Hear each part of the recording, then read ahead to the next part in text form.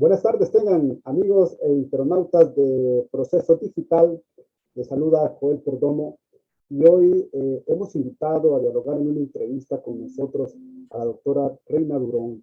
Ella es coordinadora del Observatorio COVID de la Universidad Tecnológica Centroamericana, UNITEC. Doctora, de antemano y en nombre de la sala de redacción de Proceso Digital, muchas gracias por aceptar nuestra invitación a conversar con nosotros. Un gusto para mí estar con ustedes y precisamente los estudios científicos en Honduras han considerado el impacto de los medios de comunicación y comienzo diciéndole que las dos principales fuentes de información a la que están acudiendo los hondureños son, en primer lugar, las redes sociales y la televisión y algunos medios escritos. Y una cosa importante es que la ciudadanía está buscando el periodismo científico y está buscando a estos periodistas que buscan información de calidad y referente. Me parece que estamos ante una población más exigente y es muy interesante lo que ha ocurrido, ¿verdad? En el último año. Vemos la gente viendo gráficas y analizando números y eso es una cosa novedosa. Pero sí hemos visto que la principal fuente de información están siendo los medios de comunicación. No, las personas no van a leer las revistas médicas o las páginas médicas, sino que los medios como ustedes. De modo que yo les considero primera línea también en esta lucha, porque la educación y la información podrían salvar tantas vidas como muchos medicamentos. Ya. Doctora, ¿cuál es el objetivo que planteó la academia por el simple hecho de crear un observatorio para el COVID-19?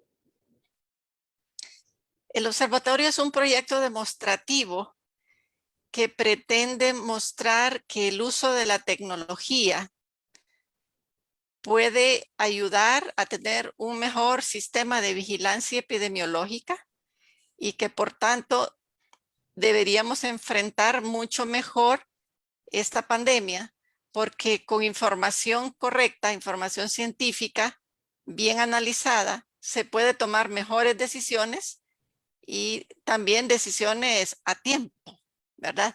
Porque no podemos enfrentar esa pandemia improvisando cuando alguien levanta una bandera en cierto lugar diciendo que hay muchos casos. No, en vigilancia epidemiológica usted quiere adelantarse a los hechos. Entonces, el objetivo del observatorio es proveer este sistema de vigilancia epidemiológica a través de varias plataformas que hemos estado mostrando durante todo este año y también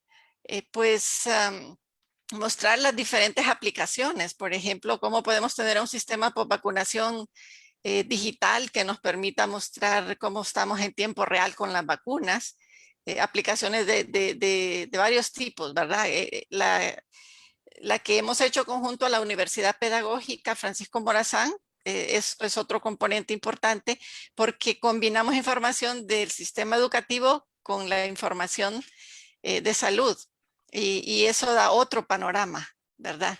Entonces, si se está hablando de una reapertura de sistema educativo en modo semipresencial, la pregunta es, ¿dónde es más seguro?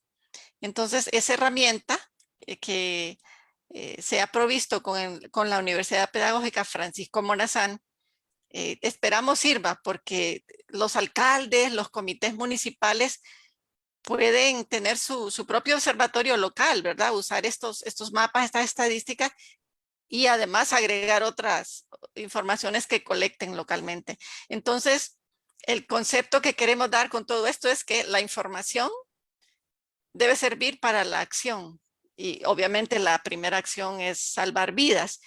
¿Cómo salvar la economía y otras cosas, por supuesto? Doctora, el observatorio nace en medio de una pandemia de cual pues, el mundo entero y mucho menos nosotros estábamos preparados. Aparte de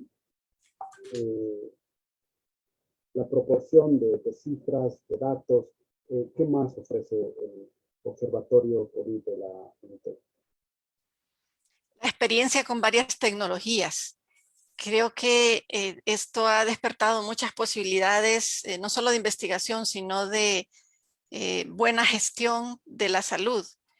Hemos tenido una experiencia muy interesante porque alguien nos contactó, por ejemplo, con la NASA, la Agencia de Administración Aeroespacial de Estados Unidos, y nos invitaron a una comunidad de geosalud de la NASA. Realmente nosotros no habíamos pues ni siquiera pensado en ese nivel, y ahora estamos hablando con expertos de todo el mundo en otras aplicaciones de estas tecnologías, no solo para el COVID, sino para el medio ambiente, la vigilancia de la calidad del aire, la vigilancia de incendios. Y se nos ha ocurrido a nosotros otra área importante que ojalá algún grupo de investigación la siga, es el reordenamiento territorial. Porque cuando vino el huracán Iota y también el huracán Eta, tuvimos inundaciones, ¿verdad? Teníamos zonas de alto y bajo riesgo y empezamos a usar los mapas que nos proveyó la NASA y la Universidad de Brigham Young University.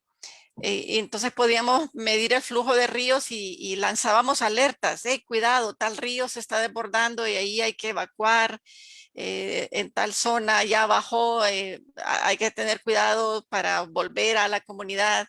Entonces íbamos en vivo, ¿verdad? Haciendo esa experiencia y al final dijimos, bueno, ya pasó el huracán, pero ¿cómo quedaron esas zonas? No debemos olvidarlas. A veces siento que con el COVID hemos olvidado el desastre que dejaron los huracanes. Entonces hay regiones del país destruidas, colapsadas. Entonces alguien debería estar trabajando para un reordenamiento territorial en muchas zonas del país. Entonces del COVID, pues pasamos a todos esos otros elementos, ¿verdad?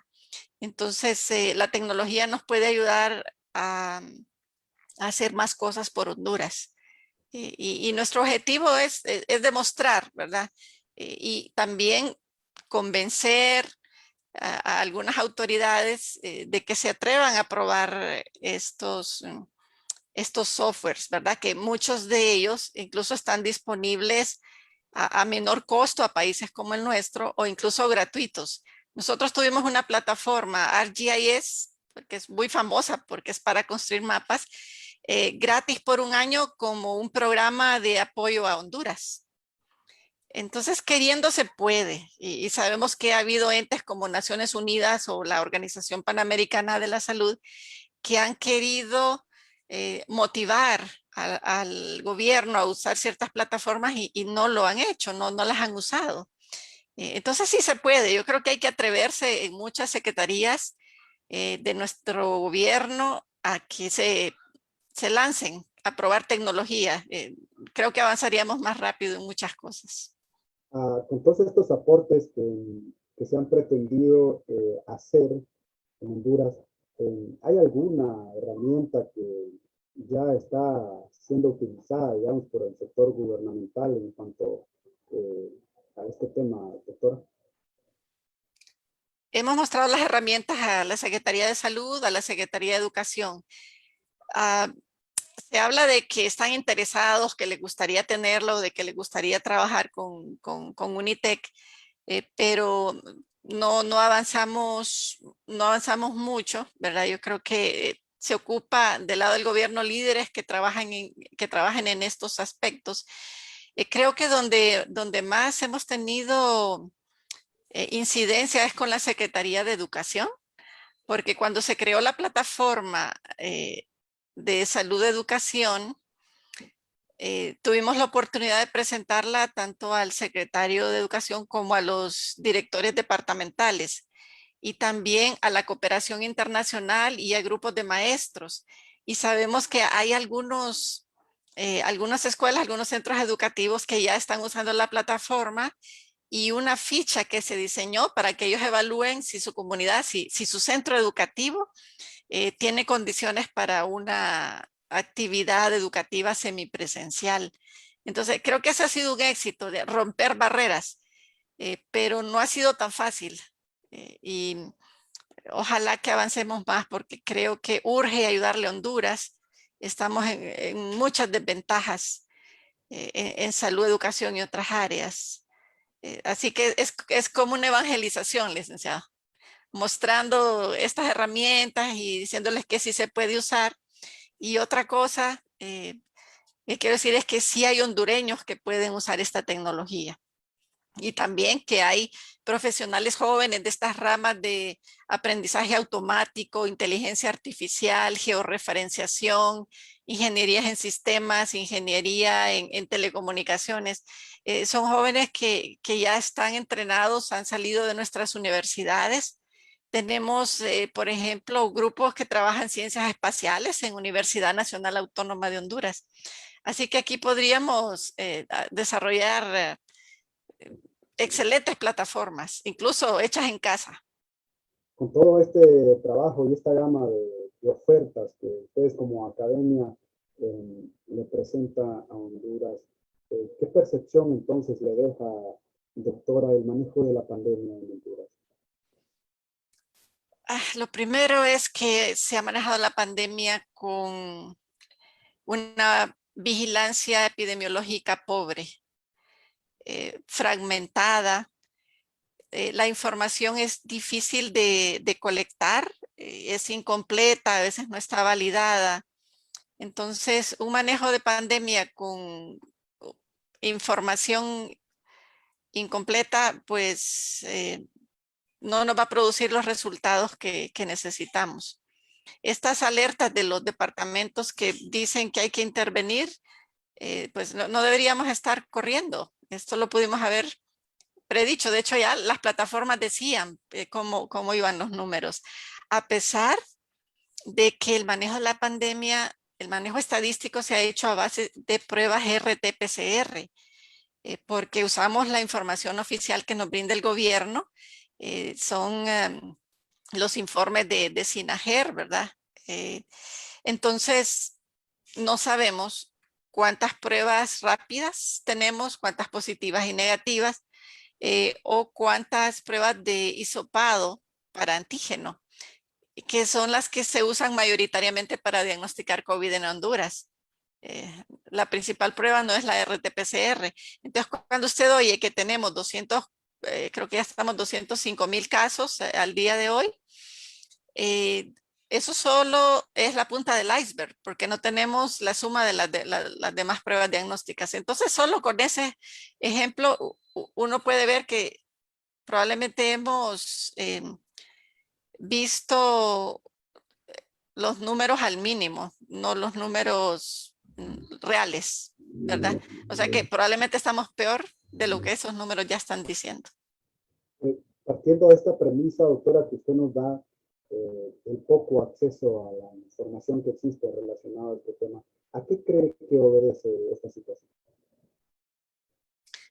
En primer lugar, creo que se sigue métodos tradicionales, informes en papel, informes en hojas de Excel, en vez de usar plataformas que ya existen y que usted solo las adapta. Estamos con estos métodos que son lentos, ¿verdad? Que no hay una validación. Entonces, esto nos habla de que nuestra cultura de manejo de data necesita ser reformada por completo. Y aunque se ha hablado de gobierno digital, usted no ve muchas plataformas que le puedan servir a usted como ciudadano, como comunicador social. Entonces, estamos atrás con la adopción de la tecnología de información. Otro ejemplo es la telemedicina que nosotros también hemos impulsado a través de un consultorio solidario virtual con telemedicina gratuita. La asimilación ha sido muy pobre porque nos hemos quedado con conceptos bien tradicionales. Y un detalle importante que tiene que ver no solo en la telemedicina, sino en el resto del manejo de datos, es que debe haber ética en el manejo de datos. Cuando se presenta un gráfico, uno tiene que ser responsable de validar esa información. Uno como investigador, pero ya se imagina la data de todo un país. Debe ser manejada con mucha responsabilidad. Y entonces esas son áreas de crecimiento que debemos tener, ¿verdad? El manejo de la Big Data, como dicen pues, en inglés, ¿verdad? El manejo de las bases de datos grandes. Oportunidad para Honduras, pero ojalá que no pasen muchos años y que nos pongamos a tono pronto, ¿verdad? Doctora, de estas dificultades, de estas limitantes que identifica usted en el manejo de datos, entonces, ¿cuál es el siguiente paso que usted recomendaría dar a la institucionalidad involucrada en el tema de la salud? Uno que sí se ha hablado de gobierno digital, que incluye estas plataformas de vigilancia epidemiológica y otras. Entonces, debe pasarse a una realidad, a una implementación práctica y responsable, ¿verdad?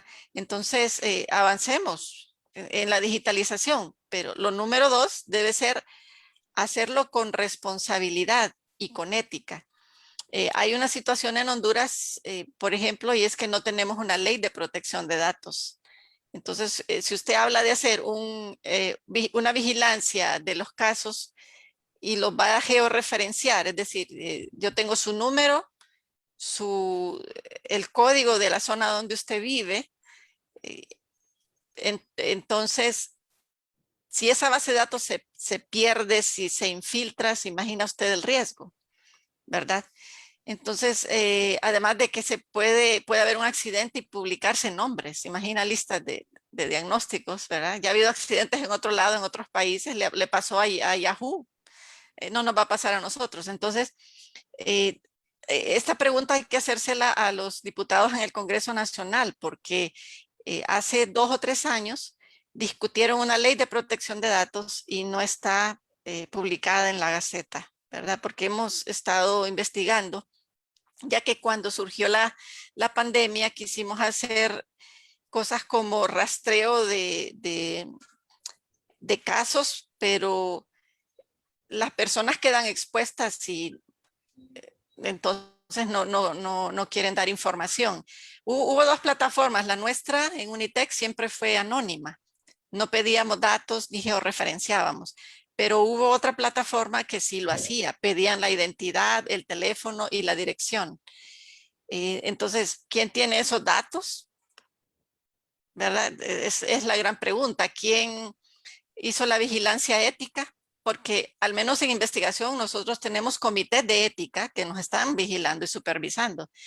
Pero si aparece alguien por allá con una base de datos y nadie controla dónde está, entonces tenemos un riesgo para los ciudadanos. Entonces, nosotros entendemos que las personas no querían participar en las investigaciones porque tenían ese temor de decir, yo tengo COVID y me dio tal cosa y vivo en tal lugar, ¿verdad? En tal departamento.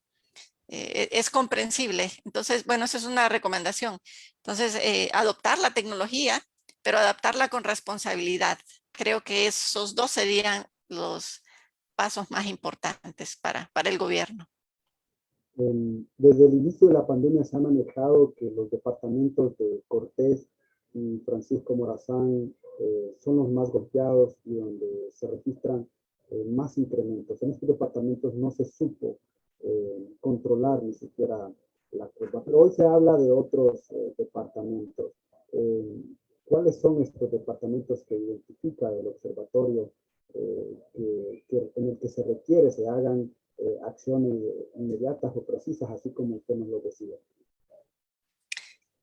Sí, estas listas de departamentos más afectados varían dependiendo de cómo se analizan los números. No sé si le puedo mostrar un ejemplo, ¿verdad? Si no, pueden entrar a la página de Unitec y por ahí está el acceso, pero a veces, bueno, creo que no puedo compartir, pero a veces en algunos medios oímos, hay tal número de casos en tal lugar. Entonces, miren, no es lo mismo decir hay 10 en Santa Lucía que decir hay 10 casos en toda Tegucigalpa. La proporción es diferente, ¿verdad? Entonces, por eso usamos tasas. De acuerdo a las tasas de RT-PCR positivas, el número 1 en casos en el país es Islas de la Bahía. Y eso hace varios meses. Pero como vemos más gente y hay más hospitales, más movimiento en las ciudades grandes, entonces solo recordamos Cortés y Francisco Morazán como epicentros, ¿verdad? Por el volumen de población, pero en proporción de población, el número 1, la semana epidemiológica previa, fue Islas de la Bahía, el número 2, Cortés, el número 3, Francisco Morazán, el número 4, La Paz, Atlántida, el número 5, y Valle, el número 6. Estos son los departamentos que tienen más de 2,000 casos por 100,000 habitantes. Y eso nos dice que hay bastante transmisibilidad del virus en esas zonas. Entonces son las zonas prioritarias, pero cuando usted ve el histórico, ve cómo van subiendo, que los que estaban bajo ya empiezan a crecer y la pandemia está realmente diseminada en casi todo el país. Los lugares con tasas más bajas son los lugares más alejados, esos municipios postergados donde no hay muchas carreteras, donde no hay mucho tráfico o zonas comerciales, ¿verdad? Y esto pues tiene que analizarse también a nivel municipal, porque no siempre todo el departamento está igual. Por eso es que sugerimos que haya comités municipales y que hagan su propio observatorio y que conozcan las comunidades su propia situación. Así que esos son los departamentos con tasas más altas. Pero cuando uno ve, licenciado, las tasas de mortalidad o de letalidad cambia. Por eso cuando veamos en mortalidad, el orden es mayor mortalidad en Cortés, Francisco Morazán, ese es número 1 y 2. El tercero, Islas de la Bahía. El cuarto en mortalidad es Atlántida. El 5 es Copán y el 6 es La Paz. Y en positividad hay zonas del país que parece que se han convertido en focos de gran problema, como Lancho, ¿verdad? Pareciera por el comportamiento de los números que hubiera ciertas variantes de virus en ciertas zonas del país, que es pues, un virus más agresivo, ¿verdad?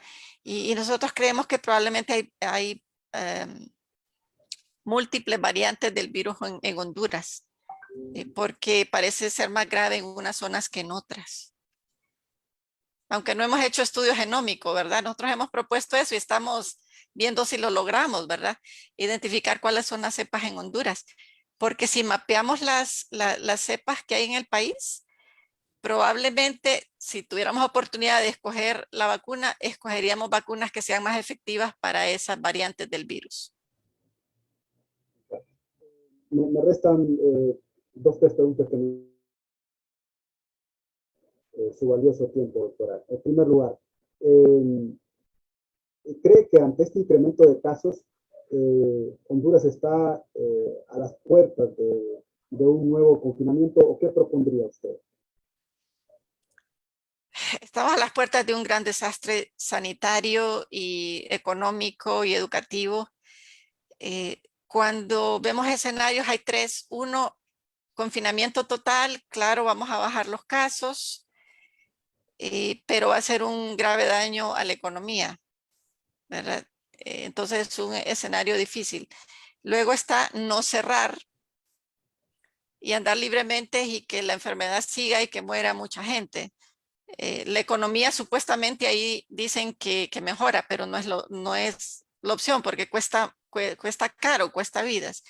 La opción intermedia es la que proponemos nosotros hace varios meses y es la implementación de cierres sectorizados y cierres parciales con restricción de movilidad y con ajustes en la bioseguridad según las características del departamento o del municipio. Ese sería el mejor balance, los cierres parciales sectorizados. Ya, finalmente, doctora, ya se habla del colapso del sistema hospitalario. ¿Qué va a pasar entonces si no se toman medidas oportunas? ¿Qué escenario nos espera en los próximos meses en Honduras en el marco de esta pandemia, doctora? Se nos vienen tiempos difíciles porque los hospitales ya colapsaron, ya están ampliando camas, pero no hay más personal. El personal está cansado y cuando hay estudios en otros países que cuando se saturan las salas de cuidados intensivos o las salas de críticos, hay más mortalidad, porque al haber más pacientes que tratar y el personal es insuficiente, entonces el paciente no recibe igual atención, aunque se quiera. Entonces, es una situación compleja al no haber suficiente capacidad hospitalaria. Ya está sucediendo. La gente se trata en casa, compran el tanque de oxígeno, le pagan al médico que va a llegar a domicilio o mueren en casa sin atención y sin diagnóstico. Entonces, eso ya está sucediendo y es muy grave y muy lamentable porque solo 1 de cada 7 pacientes muy graves logran una cama de cuidados intensivos. O sea que la posibilidad de sobrevivir es baja en este contexto. Así que son tiempos duros para un país que sufre tanta crisis natural, tanta crisis política y económica. Realmente, qué pueblo tan abatido, ¿verdad? Pero pues levantemos la esperanza, buenas propuestas y también una buena educación para contener, porque si todavía aplicáramos la salud pública como es, podríamos salir a flote aún sin vacunas. Hay países que lograron contener la pandemia sin vacunas. Australia, Nueva Zelanda, Corea del Sur, algunos países de Sudamérica. Lo que pasa es que se cansaron porque llega el agotamiento pandémico. Todo el mundo se aburre, ya no quieren la mascarilla. Pero agarremos fuerzas y volvamos a intentarlo, a hacerlo mejor y ojalá que haya un nuevo plan nacional contra el COVID verdaderamente científico y multisectorial. Doctora, le agradezco de antemano, gracias por su tiempo. Muchas gracias a ustedes.